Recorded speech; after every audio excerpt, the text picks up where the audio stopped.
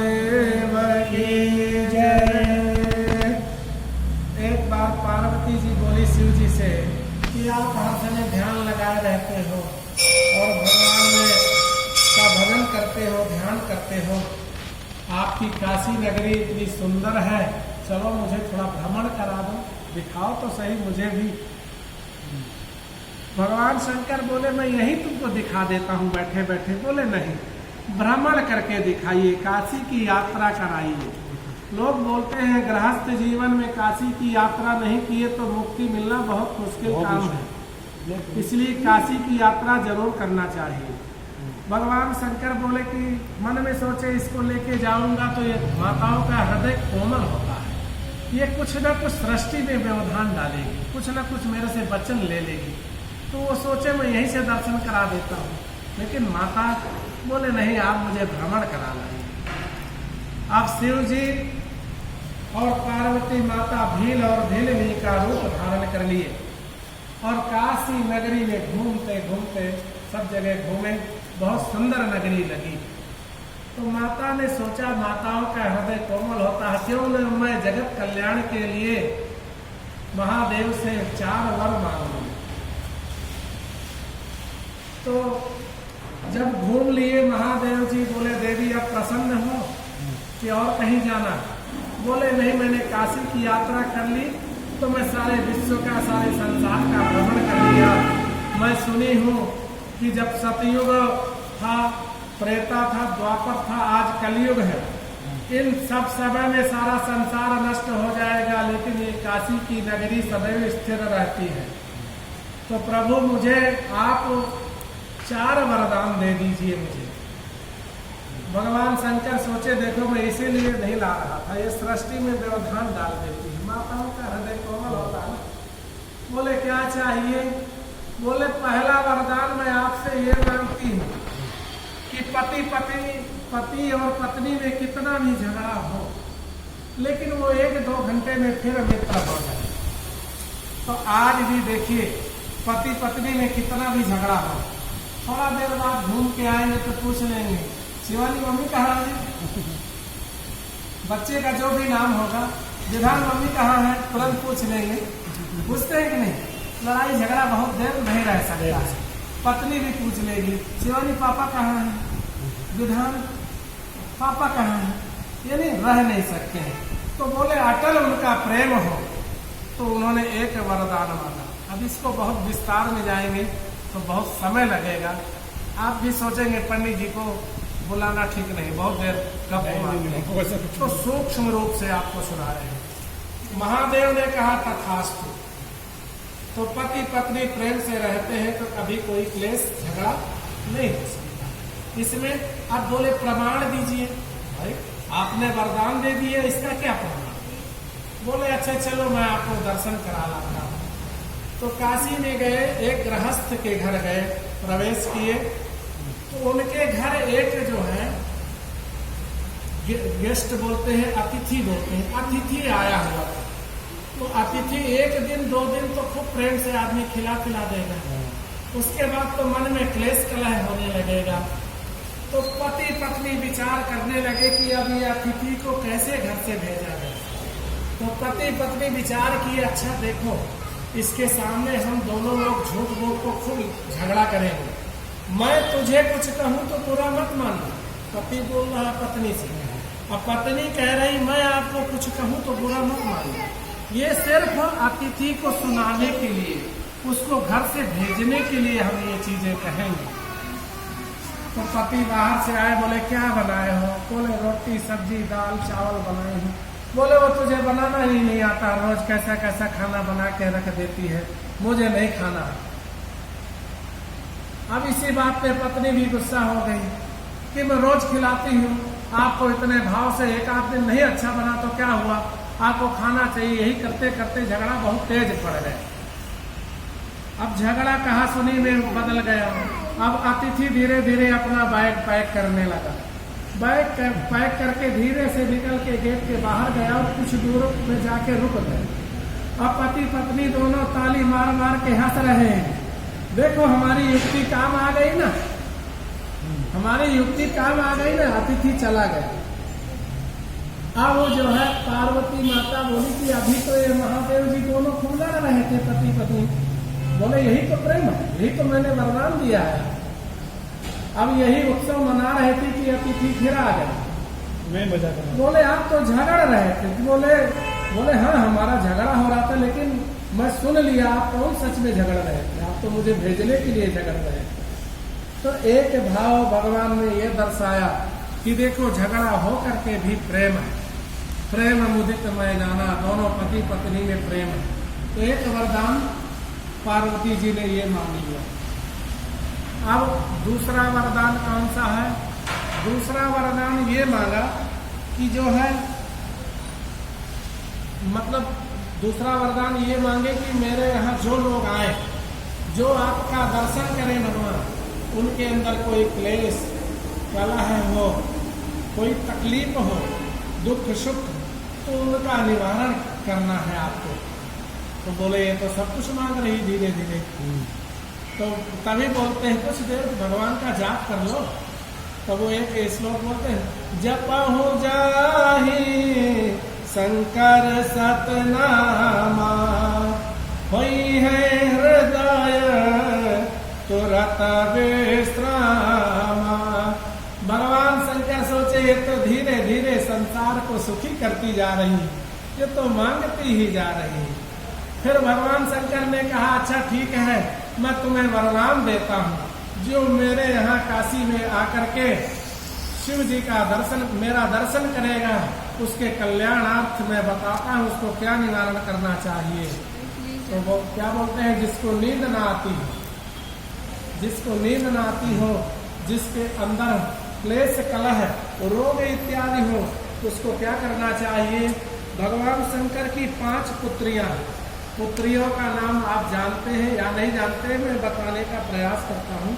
भगवान शंकर की 5 पुत्रियां हैं। पहली कौन सी है, जिनका नाम देखिए, पहली पुत्री का नाम है जया। जया नाम की पहली पुत्री है उनकी। दूसरी पुत्री का नाम बिसरा, तीसरी का नाम विशालाक्षी, चौथी का नाम कोतली और 5वीं पुत्री का नाम है देवली। तो इन पुत्रियों का स्मरण करके सोएंगे तो हमको निद्रा बहुत अच्छी आएगी, हमारे जीवन में सुख समृद्धि बहुत बढ़िया बढ़ेगी, हमारे जीवन में कोई क्लेश कलह नहीं होगा, हमारे जीवन में रोग नहीं आएगा। भगवान शंकर बोले किसी को सर्प दोष है तो उसका मैं निवारण बता देता हूँ, किसी को पितृदोष है तो उसका निवारण बता देता हूँ। 5 जो है पान के पत्ते लेना चाहिए, उसमें चंदन से सर्प बना देना चाहिए जोड़ा जोड़ा, यानी 5 पान के पत्तों में सर्प बनाएंगे तो 10 सर्प बन गए। और मेरे शिवलिंग से इसका स्पर्श करा के जो 21 बार, जिसको भी सर्प दोष है 21 बार उसके सर पे घुमाएगा और घुमाने के बाद उसको प्रणाम करवाएगा और बहते पानी में या पेड़ों के नीचे गौशाला में उसका विसर्जन कर देगा। उसको आजीवन कभी सर्प से भय नहीं रहेगा, कभी सर्प से डर नहीं रहेगा, पानी से कभी डरेगा नहीं। जिसको नींद में डर लगता है उसको नींद अच्छी आने लगेगी, डर नहीं रहेगा। जो नींद में चौंक जाते हैं, अर्ध निद्रा सोते हैं, आँख खुली है और सो रहे हैं, जग रहे हैं, तो उसको पूर्ण निद्रा प्राप्त होगा। सबसे बड़ा जीवन का सुख क्या है, तो वक्त का भोजन मिले और चैन से नींद आ जाए। तो ये दूसरा वरदान पार्वती जी को दे दिए। अब तीसरा वरदान क्या है? तीसरा वरदान बोले गुरु मंत्र देना पड़ेगा। जो भी आपके काशी में आएगा और काशी में आकर के वो मृत्यु को प्राप्त हो गया, उसको आप भगवान गुरु मंत्र देंगे। भगवान शंकर बोले ये तो मुझे फंसाती जा रही है। चलो अच्छा कोई बात नहीं, तीसरा वरदान भी उन्होंने दे दिए, तथास्तु। पार्वती जी बोली मैं कैसे जानूंगी कि आपने गुरु मंत्र दे दिया है? तो बोले चलो अच्छा, भील और भीलनी का भेष धारण किए हुए काशी में 4 घाट हैं। कौन कौन से हैं? दशाश्वमेध घाट, दूसरा है हरिश्चंद्र घाट, तीसरा है 80 घाट, चौथा है मणिकर्णिका घाट। मणिकर्णिका घाट में और हरिश्चंद्र घाट में सदैव जो है मुर्दे जलते रहते हैं, मुर्दे आ रहे हैं जा रहे हैं। सत्य जीवन का अनुभव करना है तो वहां दर्शन जरूर करना चाहिए। पार्वती माता बोली कि मैं कैसे जानूं ये मुर्दे लाइन से रखे हैं कि आपने गुरु मंत्र दे दिया है। बोले चलो अच्छा मैं दर्शन कराता हूँ। भील और भीलिनी का वेश धारण किए हैं, गए जो आगे दो मुर्दे रखे थे तो उनको देखे, भगवान शंकर इशारा किए कि देख लो भीलिनी, इसके कान में मैंने गुरु मंत्र दिया है। जिस व्यक्ति की काशी में मृत्यु होती है भगवान शंकर उसको गुरु मंत्र यानी मोक्ष का मंत्र देते हैं, और जैसे उसके प्राण जाते हैं उसके कान बंद हो जाते हैं, ऐसे थक जाते हैं। आज भी इसका प्रमाण है। पार्वती माई बोली चलो विश्वास हो गया, आप सच में वरदान दिए। आगे गए, दो मुर्दों में से एक का कान ढका था एक खुला था। बोले ये क्या है आपकी लीला? बोले ये काशी से 50 किलोमीटर दूर रहते हैं, इसलिए मैंने इनको थोड़ा मोक्ष देर से दिया है, लेकिन फिर भी मोक्ष के अधिकारी हैं। एक कान ढका है, दूसरी थोड़ा दूर गए तो दो मुर्दे रखे थे, तो बोले प्रभु इनके तो कान दोनों खुला है। बोले इनको भी मैं मोक्ष दूंगा। इसलिए बोलते हैं काशी में यदि मुर्दा पहुंच भी गया, आपका पार्थिव शरीर पहुंच भी गया, तो भी मोक्ष का अधिकारी हो जाता है, मोक्ष का अधिकारी हो जाता है। तो इस प्रकार देखिए तीसरा वरदान पार्वती जी ने मांग लिया और उसका प्रत्यक्ष भगवान शंकर ने दर्शन करा दिया। अब चौथा वरदान कौन सा है? चौथा वरदान मांगी, बोले प्रभु जो घरों में जो बड़ों की सेवा करते हैं, जो बड़ों की सेवा करते हैं, सास ससुर की सेवा करते हैं, इसलिए बोलते हैं कि अपने घर में पहले क्या बोलते हैं? अति उमंग अति अनुरागा चरण सरोज पखारन लागा। बोलते हैं घर में बड़े साधु सन्यासी आते थे, हमारे कोई आदरणीय आते थे, पहले उमंग प्रेम बस अति उमंग से इसमें पानी भर के लाते थे और पैर धुलाते थे। आज पैर नहीं धुलाते तो पैर तो दबाइए, सेवा तो करिए माता पिता की। अति उमंग अति अनुराग, यानी कोई क्लेश कोई दोष कोई मन में बैर भाव नहीं, एकदम खुशी मन से सेवा करते हैं। चरण सरोज पखारन लागा है। फिर क्या बोलते हैं नारी धर्म के लिए? क्या बोलते हैं? सास ससुर पद पंकज पूजा या सम नारी धर्म नहीं दूजा।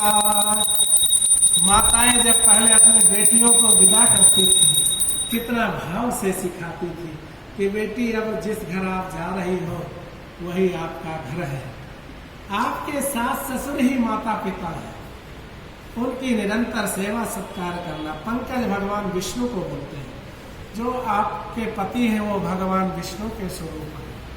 आप उनको विष्णु मान करके ही उनकी पूजा अर्चना करना। आप एक फोटो देखते होंगे, भगवान शेष सैया पे लेटे हुए हैं, विष्णु भगवान और लक्ष्मी जी चरण दबा रहे हैं। लक्ष्मी जी को चरण दबाने की आवश्यकता नहीं है। व्यक्ति कितना भी नकारा हो, निकम्मा हो, व्यक्ति के पैरों में शनि का भाव रहता है, और जो ग्रह लक्ष्मी होती है उसके हाथों में लक्ष्मी का वास होता है। व्यक्ति कितना भी बेकार आदमी हो, यदि लक्ष्मी चरण स्पर्श कर देती है, दो मुट्ठी दबा देती है, तो उसको काम करने की प्रेरणा मिलती है। कितना भी नकारा आदमी होगा वो आलस्य नहीं करेगा, दुकान जाएगा, टाइम से काम करेगा, भाग दौड़ करेगा, मुझे मेरे परिवार के लिए कमा के लाना है। तो लक्ष्मी पैर दबा रही कि नारायण ये सारा संसार जो पाल रखे हो इसको खिलाना भी तो है। तो भगवान विष्णु की पत्नी लक्ष्मी पैर दबाती है तो नारायण भगवान सारे संसार को खिलाते हैं। आपकी पत्नी घर में आपके डेली यदि पैर दबाती है तो आप अपने परिवार का भरण पोषण तो कर ही सकते हैं। तो पहले इस भाव से पूजा अर्चना करते थे। अब इसमें ज़्यादा लंबा जाएंगे तो बहुत देर हो जाएगी। तो आज का युग क्या हुआ, अब लोग अपने माता पिता का तो आदर नहीं करते, दिखावा का समय आ गया। लोग दूसरे का आतिथ्य सत्कार तो इतना बढ़िया करते हैं कि आपको लगेगा अरे कितना अच्छा परिवार है। अब मुड़ के देखोगे तो माँ को डांट रहे हैं, पिताजी को डांट रहे हैं, अपने बच्चे को डांट रहे हैं। तो दिखावा, भगवान शंकर सब जानते हैं।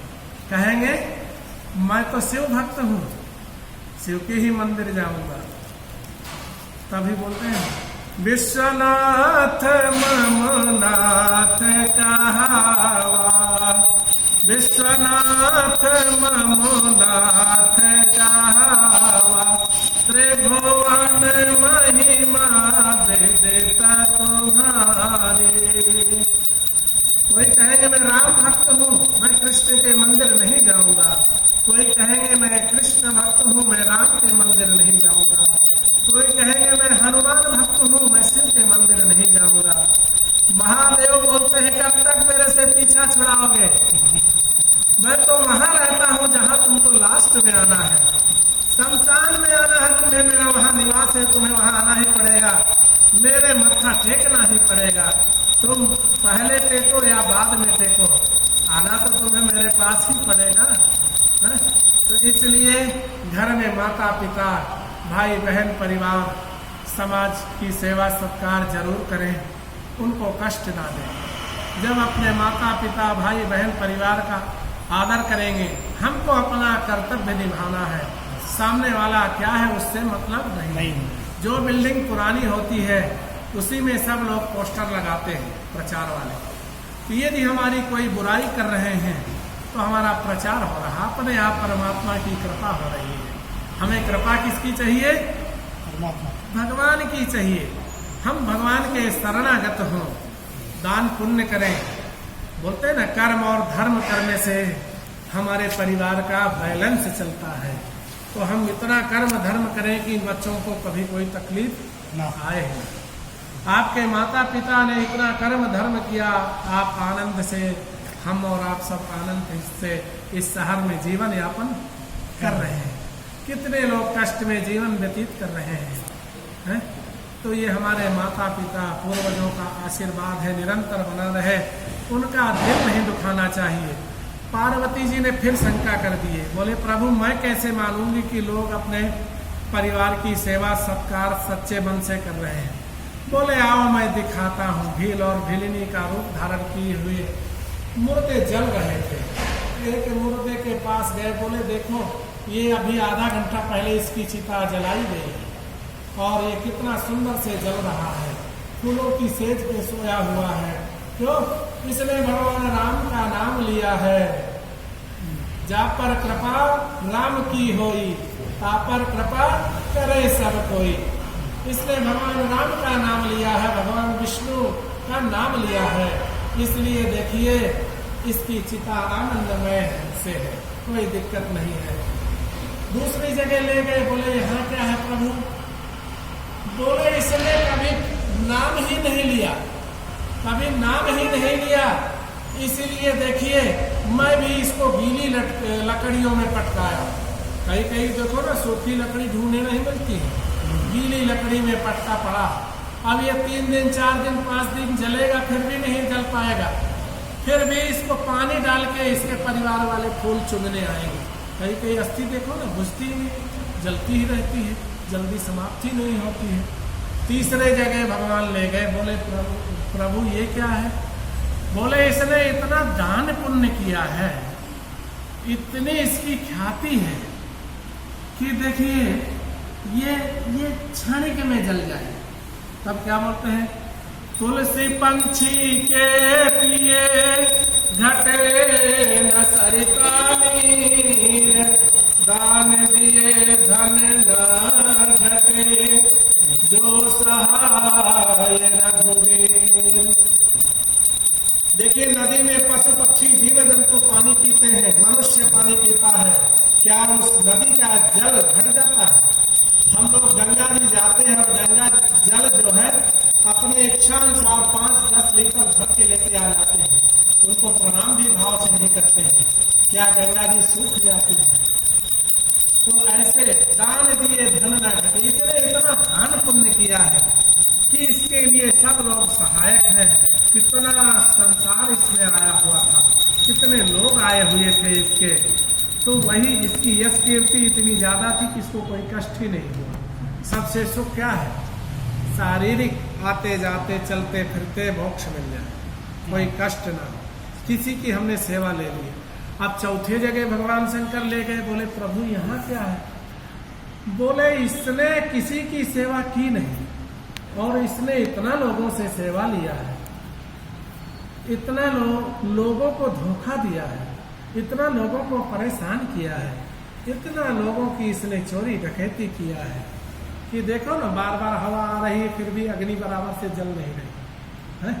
सीता का वरदान है, यदि सच्चा सेवक है, सच्चा भगवान का भक्त है, कितनी भी आंधी तूफान बारिश आ जाए और भगवान शंकर अपने जिसको शरण देना है क्षणिक दे देंगे। कोई अग्नि को बुझा नहीं सकता, कोई हवा उस अग्नि को बुझा नहीं सकती है, रोक नहीं सकता।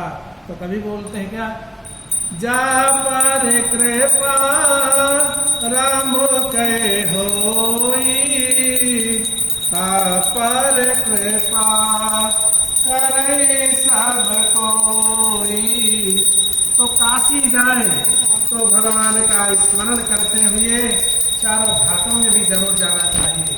दशाश्वमेध घाट, हरिश्चंद्र घाट और 80 घाट और मणिकर्णिका घाट, ये सब जीवन के सत्य है, दर्शन करना चाहिए। भगवान शंकर की लीलाओं का आनंद लेना चाहिए। जिसके ऊपर भगवान शंकर की कृपा हो गई, बोलते ना, वहाँ का कंकर भी शंकर है। कंकर है? मानो तो पत्थर है, मानो तो देव नहीं तो पत्थर, भाव से है। तो वहाँ भाव से जरूर जाना चाहिए, भगवान का स्मरण करना चाहिए। मैंने सूक्ष्म रूप से आपको समझाने का प्रयास किया, कभी समय मिलेगा तो विस्तार रूप से भी इसकी चर्चा करेंगे। बोलिए भवानी शंकर भगवान की जय।